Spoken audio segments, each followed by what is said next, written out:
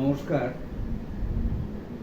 প্রাথমিক শিক্ষা উন্নয়ন পর্ষদ পশ্চিমবঙ্গের সম্পাদক তপন কুমার সামন্ত সর্বসমক্ষে দু একটি কথা বলতে চাই। আমরা একটা অদ্ভুত পরিস্থিতির মধ্যে দিয়ে এবছর পরীক্ষা করতে চলেছি। সময়টা আমি জানি শেষ মুহূর্তে পৌঁছেছি, তবুও পর্ষদের যে নিজস্ব কার্যকর কমিটি আছে তার আজকে সকাল 11টায় তার একটি জরুরি বৈঠক অনুষ্ঠিত হয় এবং সেই বৈঠকে যে সিদ্ধান্ত হয়েছে সেই সিদ্ধান্ত আমি আপনাদের সামনে পাঠ করে দিচ্ছি। এই সিদ্ধান্ত জেলায় জেলায় আমরা পাঠিয়েছি এবং অন্যান্য সংবাদপত্রে পাঠানোর ব্যবস্থাও হয়েছে।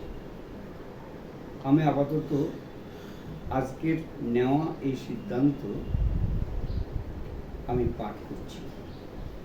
প্রাথমিক শিক্ষা উন্নয়ন পর্ষদ আয়োজিত বৃত্তি পরীক্ষা আগামী 30শে সেপ্টেম্বর থেকে 5 অক্টোবর পর্যন্ত হওয়ার কথা ছিল।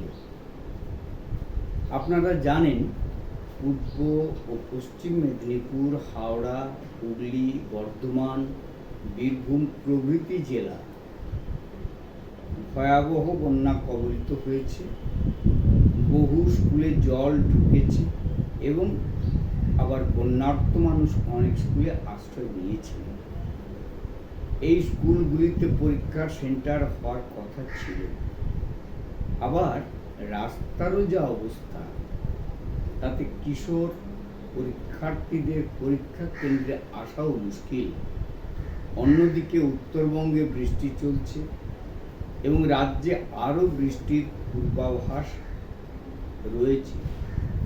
এই পরিপ্রেক্ষিতে পর্ষদের কার্যকর সমিতি আজ জরুরি মিটিং করে সিদ্ধান্ত নিয়েছে যে আগামী 30শে সেপ্টেম্বর থেকে শুরু হওয়া পরীক্ষা পিছিয়ে দেওয়া হচ্ছে এবং পরিস্থিতি বিবেচনা করে তা 21 অক্টোবর 2024 থেকে 25শে অক্টোবর 2024 অনুষ্ঠিত হবে। আরও বিস্তারিত বিষয় পরে জানানো হবে। আমি আপাতত এই সিদ্ধান্তটি পাঠ করলাম। আজকেরই সন্ধ্যাবেলায়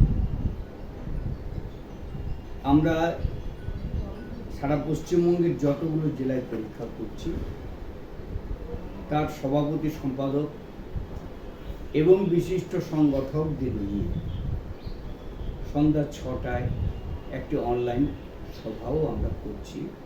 আরও বিস্তৃত কিছু বিষয় আছে, সিদ্ধান্ত নেওয়ার আছে, সেগুলো আমরা পরে জানাবো। নমস্কার।